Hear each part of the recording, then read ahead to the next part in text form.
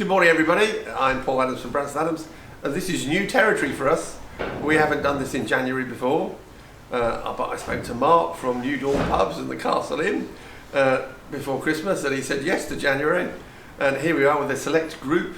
There'll be more of us in February. And I'm joined today by... Oh, hi, my name's Emma Selby, and I'm Manager Director of Signal in Borden. Emma comes and she says, what questions are you going to ask? I'm going to go the normal ones. And what did you say, Emma?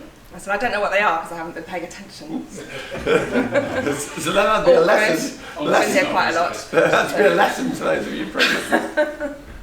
Yeah, so I'm completely unprepared, so there we go. It doesn't matter, Emma. We'll just have a It's January. We'll have a nice chat. Well, Emma and I have known each other a long time. Are you going to say how long? Well, you can. I don't know. It's probably 25 years. Yeah. So, yeah, the hush from the back. I know we don't look that old. We're all getting on. Yeah. What can I say? What was your first venture into business? Before I knew you even? Yeah.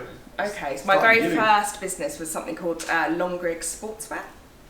And that was a skydive. It started as a skydiving apparel business. So I identified a gap in the market. At the time I was a skydiver, pretty much full time, so I left uni.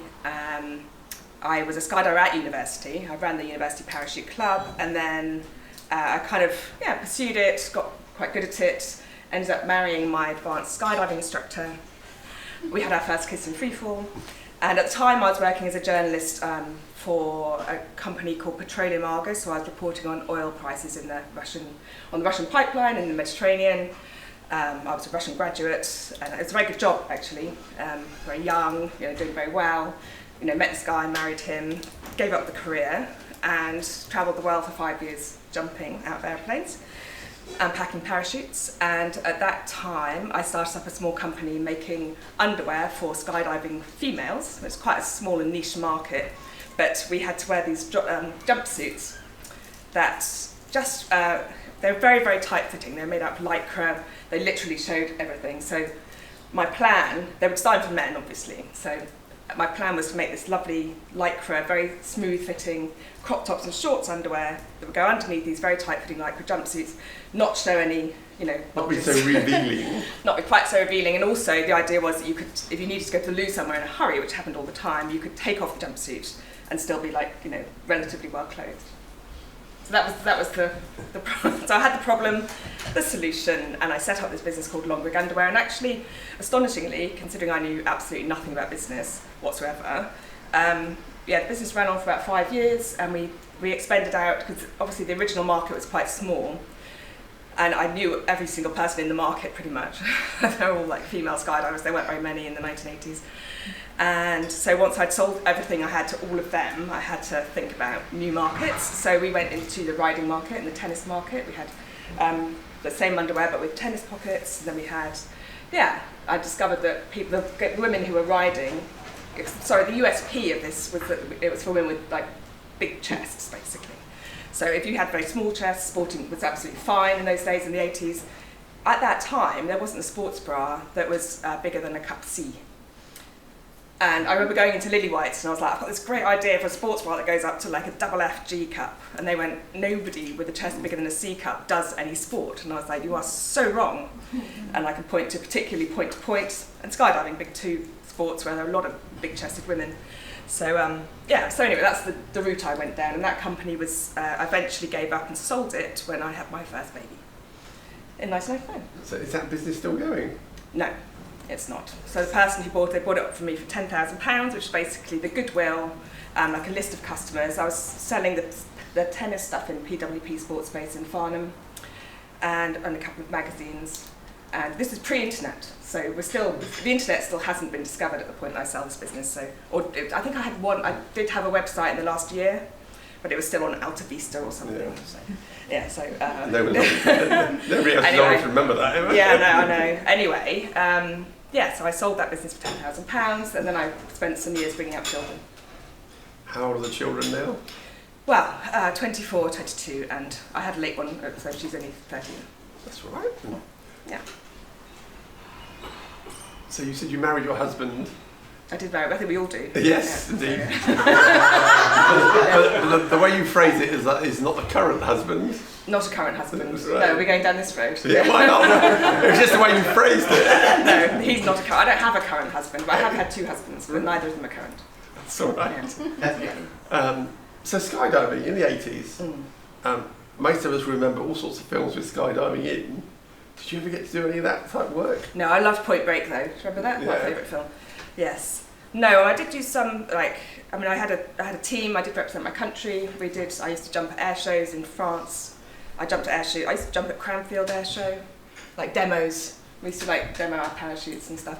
I did a demo into Lake Coniston in the Lake District, which is quite funny actually. I'll tell that story because I'd only done about 10 jumps, so I was really inexperienced. I'd only ever jumped in those days it was like army rounds and big old reserves on your front, and I'd done 10 of these jumps, and I thought I was like a skydiver, and somebody said we're doing a water jump into Lake Coniston for the water festival, and I was like, me.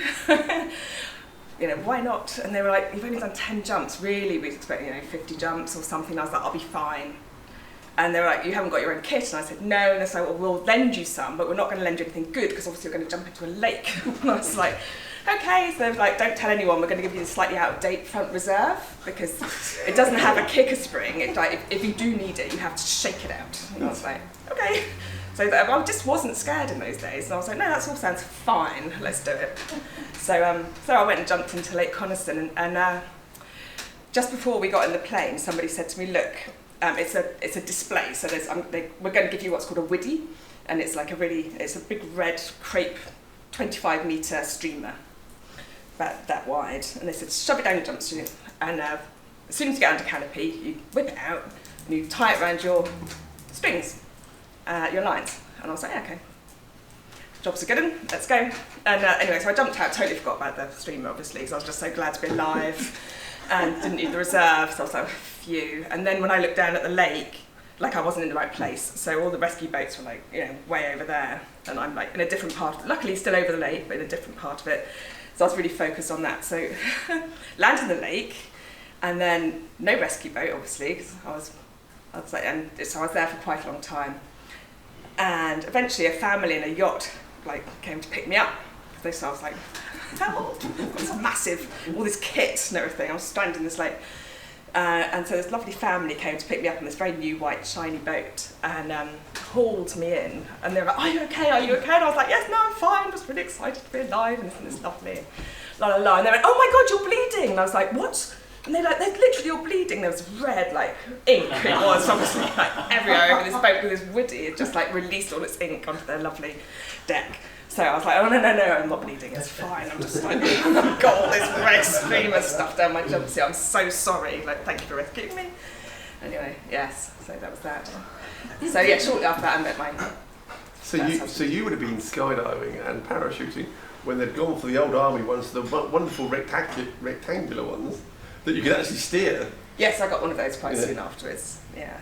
And by the time I finished in the sport, which was when my second child was born. Sorry, if you know about square parachutes. You're supposed to be impressed that I know about parachutes. I don't know. They brought them in about 1991, but yeah. Yeah, nowadays they've got all sorts of amazing equipment. I'd love to have another go, but yeah. I was going to say, did you still do it, or is it? No. My last jump, I was 3 months pregnant with my daughter, who's now 22. So could we persuade you to do it again for Felicity well? Yeah. I'm not sure people would sponsor me there. I've already got 500 jumps. I mean, everyone would be like, yeah, whatever. Yeah, but you're famous now. Of course I am now, yeah, obviously. Yeah. So which brings us on to what you're doing for work now. Yeah, well, obviously things have changed a lot since I packed parachutes for a living, and I'm trying to think how I actually began in this. Actually, when my children, and I had my second divorce, I ended up very much on my uppers, so I ended up with 2 small children, no career, no house, no nothing. So that was sort of 16 years, something like that, about 16 years ago, let's say. And I trained as an accountant at that point, actually. I never got very far, it was level 4. Shocking, who would do such a thing? Yeah, I know. Yeah, anyway, I did pursue that for a while, and through being a bookkeeper, glorified bookkeeper, I started, at that point, it was when Facebook arrived on the scene, and I thought, wouldn't it be great to get to know all the other businesses in Farnham, and then maybe when I get to know them we can have coffees and maybe we can chat and then maybe I can do their books for them. And that was my thinking, and that led to the Farnham Hub, which when I met you, and in fact we used to meet here upstairs when it was what was it, Raymond Blanc's, what was it called? Brasserie Blanc.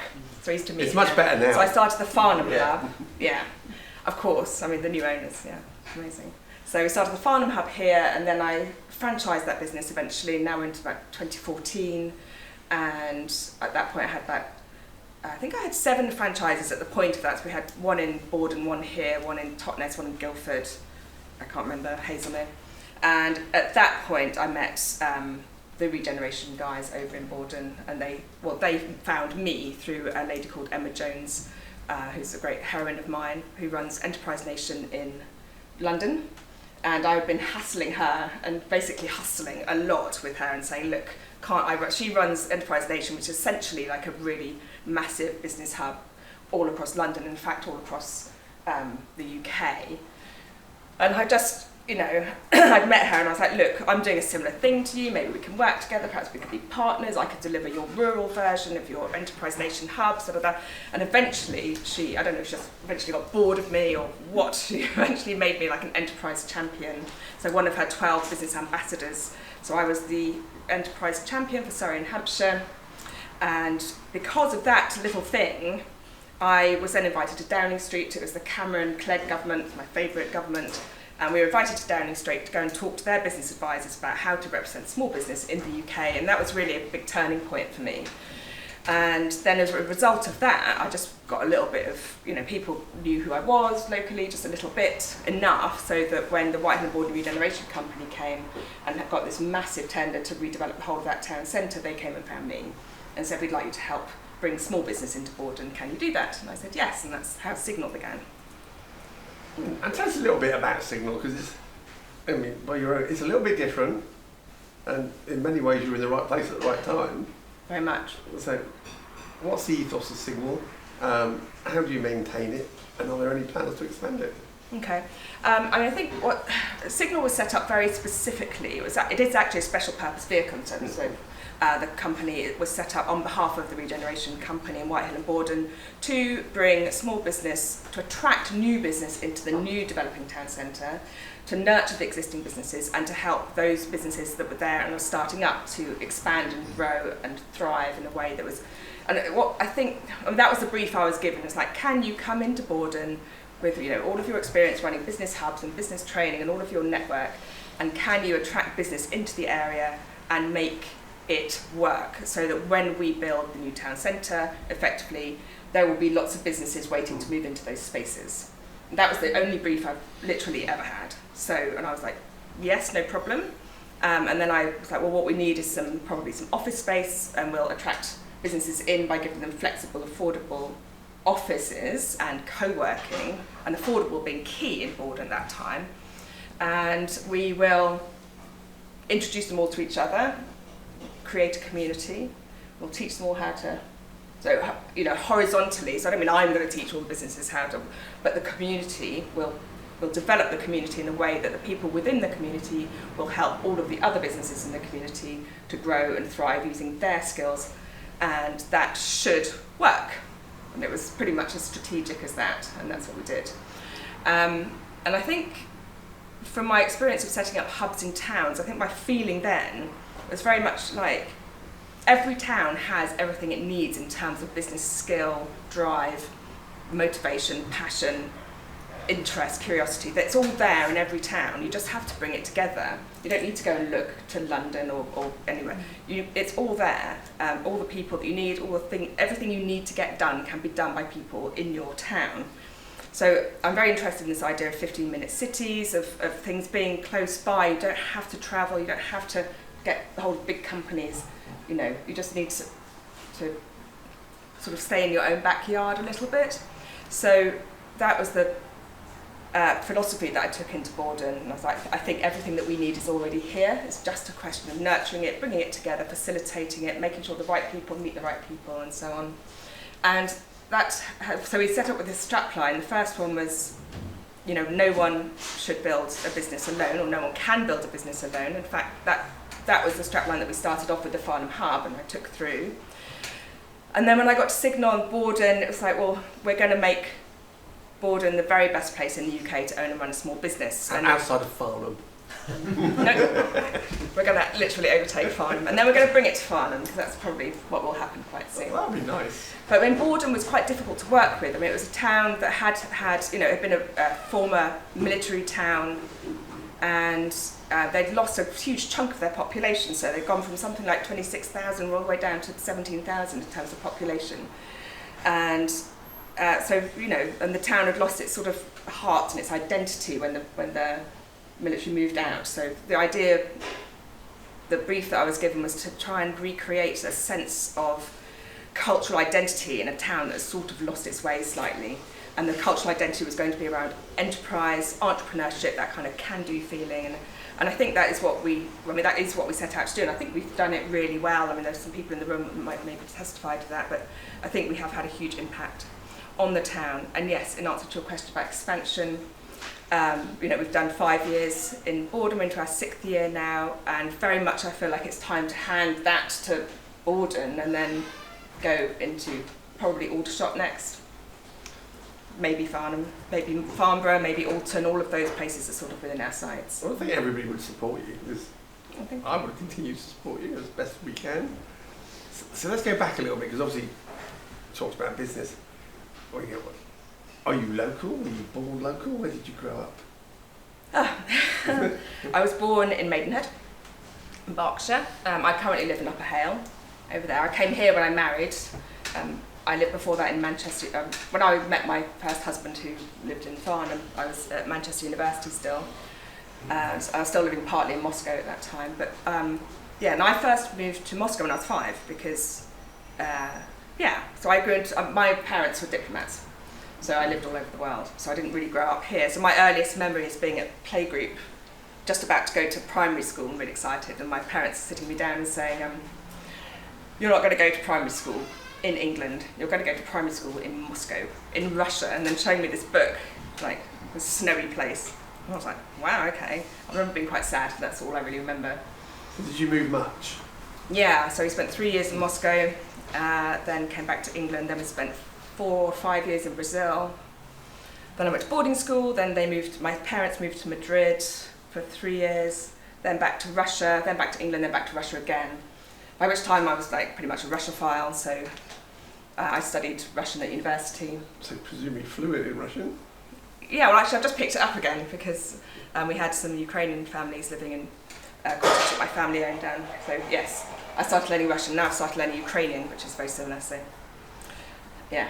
So you didn't fancy going on a diplomatic route using your language and your skills? Well, actually, I did apply to the Foreign Office, but they would turn me down. Oh no! Yeah. So when I was growing up, there were 3 careers. I thought there was only 3 careers because I followed my parents around this diplomatic expat thing, and I thought everyone was either a diplomat or a journalist or a spy. So they were the only people I met. So I was going to be. So in fact, I was approached by MI6 as well after the Foreign Office turned me down, which is apparently what they normally do. They're looking for the kind of maverick, but yeah, they turned me down as well. I can't think why. But anyway, I'm sure I'd have made an excellent spy, but I don't think I would. And then, so I ended up being a journalist, so that's what happened. But yeah, what was the question? You've answered lots of questions. I think I lost my way there, just wittering on. No, wittering on is good. So did you ever get a travel bug? Because obviously you travelled as a child and travelled with lots of skydiving. Yeah, it's kind of the opposite. Yeah, I travelled so much that I'm just like, that's why I think partly this whole placemaking thing that I love so much is about really exploring what's right in front of you. Because I moved all around the world a lot, and I was at boarding school, so I was going back and forwards, to different places. Every time I went home, it was a different home, a different bedroom. Different people, so yeah, I think I really, really enjoy that thing about staying in one place a great deal. I really love Farnham now. Didn't you always love Farnham? No, when I first came here I was really young and I just thought it was quite dull. I mean, bearing in mind I lived in cities all my life, so yeah, now I absolutely love it. So, are you an only child, or you got siblings? Siblings, 2. So did they, similar to you, do you keep touch with them? What do they do? Yeah, no, very much. They're probably my closest friends, I would say. Mary lives in Italy. I've got 2 younger sisters. One lives in Italy, and one lives in Devon. And yes, we spend lots of time together. We're on the phone most weeks. So. Excellent. And they've got children same age as mine, roughly. So all the cousins spend lots of time. We're all together at New Year's Eve, so it's really nice. Marvellous. And you drove back to come here? Because I'll talk to you on the phone, yes. I was on the A303 for about 7 hours on the 2nd of January, in my electric car. You're very proud of your electric car. I am. Except when I'm doing a long day. No, I am actually. Actually, we had a very smooth journey back. I didn't have any problems at any of the electric chargers on the way back. The problems were on the roads. So, yeah. So do you think electric's the way forward? I'd probably do it again, if that's any kind of answer. I don't know, it's got its drawbacks. I mean, the EV infrastructure in the UK it's really, really bad. It's probably bad everywhere. I haven't tried any other countries. But yeah, no, it's really bad. It's very unpredictable. It's, I know, the risk of being political. We've backed this, I was going to say horse, but we've backed this car, and we've not backed it up the infrastructure. And in many ways, it seems to be the only game in town at the moment. I think the infrastructure is there. This is what's really frustrating. Like, all you would have to do would be pass some kind of legislation that would say that anybody who has an electric vehicle charger that they have established and installed somewhere has to keep it working. And because the engine, they don't have any kind of commitment to say they're going to send an engineer out in the next 3 hours, which they would at a petrol station if it failed, but EV chargers can go and they can just not work for like 6 months or a year. So that's the only thing that has to be fixed. If that was fixed, everything else would be okay, I think. It's all right. I do send this to Jeremy Hunt's press secretary, so pay attention. Yeah, it would be good to get that fixed. I love my electric car, I really do, but yeah, it can be really frustrating when it adds 3 or 4 hours to a journey. So what does the future hold for Emma? Well, something I've just committed to. So this is something I'm very. Is this hot news? Well, it's new news. I've just decided to become a Wim Hof cold water therapy instructor.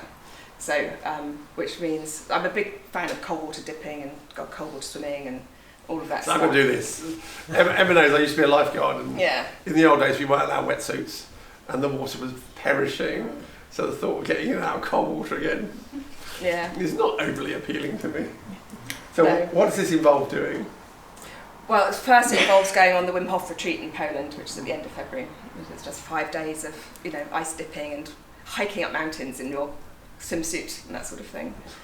So anyway, I like a challenge. I'm looking forward to it. It's going to be fun. And then there's a fundamentals course, and there's a training to be an actual coach. So it's just really to add a new dimension to I think it really helps with things like mindset and resilience, leadership. Those things are things I'm already interested in my sort of business career. So yeah, I'm looking forward to it. I think it'll be great. Fantastic. Shall we see if anybody's got any questions for you? Yes. They all look deadly silent. They're all just thinking about the hiking up a mountain in your swimsuit. Mark likes a challenge. You can come with me if you like. That level, but I do like a challenge. Emma, would you, just thinking back in your last sort of 5 years in your Signal journey, is there anything there that you would have done differently or changed if you were going to do that again today or tomorrow? That's a really good question. Yeah, I'm not sure. I think all the things, I wouldn't have wasted so much time talking to the council. Really struggled working with the sort of local authorities and trying to get any support or help or any kind of decision from them on anything, which really frustrates me because what we're trying to do is really drive business in the area, really support the local economy, and what we do is very helpful for businesses, and I just haven't had any support from that direction. Other than that, I think we've done everything really well, honestly, and I think there have been real hiccups along the way, but I think it's that sort of fail fast, we've tried a lot of things that really haven't worked, but I wouldn't not try them. I think perhaps we did invest a lot of money in COVID. I think a lot of people perhaps did this.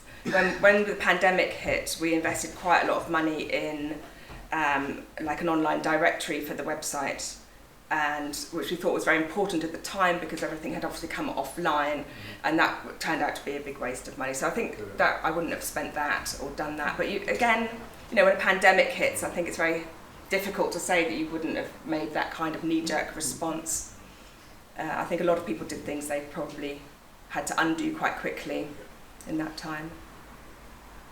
But yeah, generally I think we've made decisions in the right way all the way through, even when things have gone wrong. It's very good. I mean, you and I have spoken extensively about bids, and we now have a Farnham bid which we're very proud of. And, Yes, congratulations. and about to start, and the company's almost formed, but company's house, do your bit. Is it a bid for Borden? Is it something you want to work in? Well, it's something we've definitely thought about. I mean, I think it would have to be that, we're not quite ready, I would say, at the moment. There just aren't enough high street type businesses in Borden. Yeah, so I'd say maybe once phase 2 of the regeneration is complete and we've got that new retail area, then perhaps at that point. But I know that one of the problems of bids is that you need enough high rate paying businesses to make the levy worth anything whatsoever. So I would say at Borden we're not there yet. Yeah, it's interesting because having obviously done quite a lot of work with the Farnham bid and other bids, long term, I'm not sure we're allowed to publish this either. I'm fast coming way around to thinking we are going to be replacing funds that the local councils will be going elsewhere. So things like other bids have put money into Christmas lights. So we're going to end up replacing stuff we've already got with something that's elective. But hopefully we can do so much more.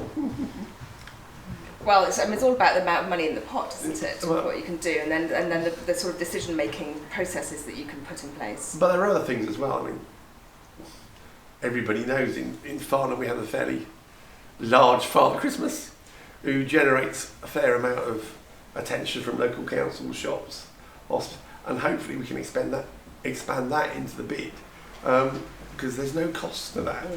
So by working together with money and without money, hopefully we can make the world a better place for everybody. Yeah, no, for sure. Yeah. I think it's that thing, isn't it, about bringing businesses together to sort of work towards a shared purpose, which is, I mean, I guess footfall, general kind of vibrancy of the town centre, safety as well, and security in the town centre. I know that's an issue. Have you been reading our bid proposal? Oh, I've been reading a lot. Well, does everybody know what a bid is? Are you all familiar? I was going to say, if you're not... Adam was nodding, but he's been here before when we spoke about it. Yeah. I appreciate you expanding on that. So a bid is a business improvement district, and the idea is that I think there are several up and down the country. I don't want to give a number, but the idea is that in an area, all of the businesses who have actual bricks and mortar in that area can vote on whether they want to be a part of it. But I believe that everybody either has to be, it's like a yes or a no. So if a majority of businesses want this business improvement district in an area, it happens. And then all rate paying businesses have to pay 2% of their rates as a levy into a pot. And that pot is then, there's a company that is set up to administer those funds to support that area, and with the drivers being mainly security, safety, footfall, and events and so on, and also sort of connecting all of the businesses in that area so that they can actually have a shared voice as opposed to a single voice, which I think is a really important thing politically and so on. So, and Farnham and Godalming have just voted to have a bid, but Hazelwood have just voted out. And Cranley. And Cranley. So we've got three. Right. We've got three. In well, Hazelwood did have one, and they've just decided to take another route. So Camberley have got one, Dorking have got one, Guildford have got one, Fleet have got one. So there's, I don't know what the number is, but it's quite big these days. If anyone's interested, I have written an article explaining bids and it's specifically in this area, but also nationally, the pros and the cons on my LinkedIn profile. But Farnham bid is going to be the best, isn't it, Mark? Well, I think it should be, yeah. I mean, I think the key, picking up on your point on this, is that it doesn't replace expenditure from local authority. The key is that the whole point of bid is to give local people some funds and some decision making to improve the town, perhaps do things in a slightly more entrepreneurial way than local authorities do. Yeah. So we don't really want to spend money on Christmas lights because that's not our job, is it? Well, exactly right. We want to spend money on attracting people to the town, reducing shoplifting, and dealing with all the things that were in the bid business plan. Yeah, but as I said, my fear is that may be watered down slightly, but we will do our best to do new stuff to benefit the economy and individuals at large. And does your bid sort of chat to the Cranley bid and the Godalming bid? Is there a... It's so new, the Farnham Yeah. bid, right? It's just starting, and we're at the point now we're employing a town centre manager, which I think would be really great for Farnham. Fantastic. And you know, undoubtedly we'll get advice from. Yeah, I mean, Mark's newer to this than I am. We have spoken to all the other bids, including Halesmere, as it turns out. Hopefully on the basis we can have some sort of shared services and save some money where possible. And security, there's stuff we're talking to Surrey Police about, but it's very early days. It turned into a bid interview suddenly. Any more questions for young Emma? Okay, Alistair, and then we'll go to Rob. So I mean, we're involved in Signal. We've got an office in the shed with Signal, which is fantastic. What you were talking about taking Signal to Aldershot, Farnham. I think Borden was quite a unique situation in a way. What are the sort of, I guess, key elements that you think you would be able to replicate in other towns? Well, I think one thing that I'm really interested in is the way that Signal at the shed slotted into the shed as a sort of shopping centre.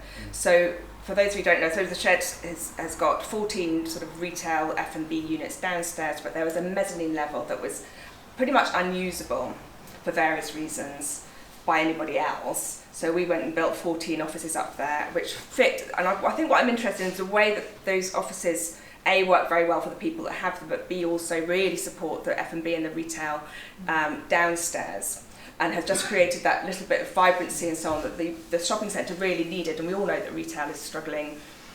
Borden is a particularly difficult place. But my kind of vision, if you like, is that I think with this work near home revolution, if we like, so people aren't necessarily going into the office all the time, we're seeing a real movement for people having small offices of their own and then going into their main central office like 2 days a week, or working at home 2 days a week and having an office for 3 days a week, that sort of thing. I think this can really improve some of our town centre areas, and this is what I'm looking at. So, for example, in a high street, if you've got empty shops, it'd be very easy on our model to turn a large empty shop into 6 small offices in the same way that we did in the shed, and then bring those people in those offices into our Signal community. So they still come to the events, they have the online platform, they can benefit from the training and so on that we offer, and from the socials and that sort of thing. But they're also bringing footfall into the town centre, and buying coffees and doing shopping and so on.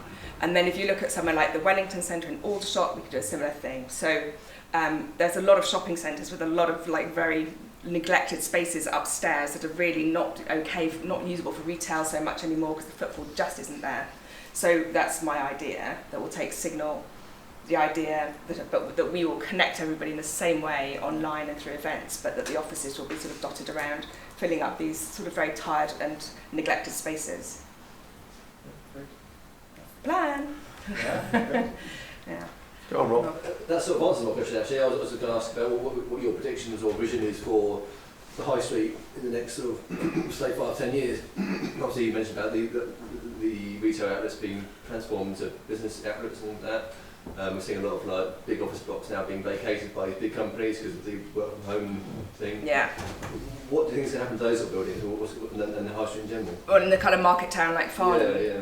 Well, I mean, this is something I'm really interested in because I do think it's a terrible shame that the high street is declining as rapidly as it is, and obviously this is something that was happening before COVID, not with the internet, but now also the work from home.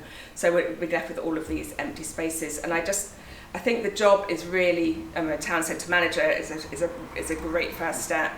I think bids are doing great work, but the job is to understand that people are not going to, that the high street is no longer transactional, it's experiential. So you have to have people providing experiences of all different kinds in the high street again. I think once we've fully understood that And once the town councils and the county councils get behind us being able to repurpose buildings and change the categories and so on for the buildings in the high street, we can, entrepreneurs like us who've got great ideas can start to think of ways where we can utilise these spaces to make the high streets and the town centres vibrant. And by bringing in footfall, you actually already start to make it safer as well. So just by having that sort of higher footfall, higher dwell times, so people lingering and staying in the town centres.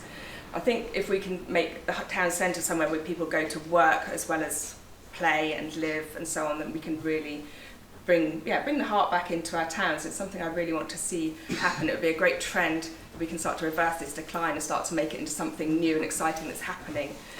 We did a survey at Signal last year around how people feel about the high street, and it was really interesting because we surveyed like 1,000 random people, not necessarily business owners, and just said, how many of you think that the high street is vital to your sort of sense of well-being in a town? And it's like 96% said yes. And then how many of you have been to your high street in the last 2 weeks or plan to go in the next 2 weeks? And it was like 45%. So that's everyone loves it and they want to be there, but at the moment there's no reason to go. So that's what we have to address. Fantastic. Any more questions? Young Mark, anything exciting happening in the pub? What have we got coming up here? Oh God, that's a good question. No, it's January. Really got anything exciting? We've got lots of offers and promotions on at the moment. So lots of tables available. Book now. Always in January, yeah.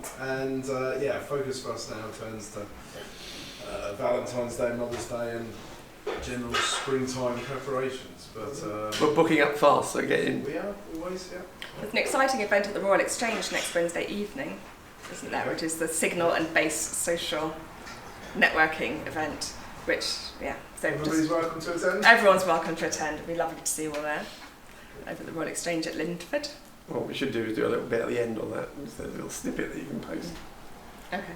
Tom. Well, we finished our Christmas fundraising, which is always a bit of a chaotic time and lots of stuff going on. So it is a nice time to sort of reflect and do what we do. But from this group, I just want to say a big thank you, because not only have you supported us in all sorts of fantastic ways outside of this group as well, but overall over the last year, this group raised £959 for this type as well, which is absolutely fantastic. So all sorts of different ways that we can work together that help us. And what you don't know is I've got the best part of another 1,000 from what we did at Christmas. There we are. Thank you very much. Wow. But yeah, so it's just honestly it's a message of these sort of meetings all to come together, and it actually creates large amounts of money that do help us as well, but also work with different companies all sorts of other ways as well. So thank you for that. What's coming up? It's coming up, like I say, it's a bit of a lull time at the moment, so we're in our planning phase, so we're going to come up with lots of new plans over the year, and this year is incredibly exciting for us because this is when the build on the new hospice has started, really. I think it started right now, but it will be starting in the next couple of weeks. So obviously we will need to fund the last bit of it as well, so there'll be stuff coming out about that, but it's all in the air. Before anybody asks, I will walk. My hamstring's getting better, but it's going to be a couple of months before we get up to what looks to be about 15 miles the way I'm told I've got to walk. Wow. Good force, like. That's just to get all the pubs in, isn't it, really? Busty. Well, you remember the last time we did the walk. Pubs and golf courses were well frequented the last time we did the walk. That'll be good for you. Right, I think it only remains for me to say thank you to young Emma. Can we thank her in the normal? Yeah.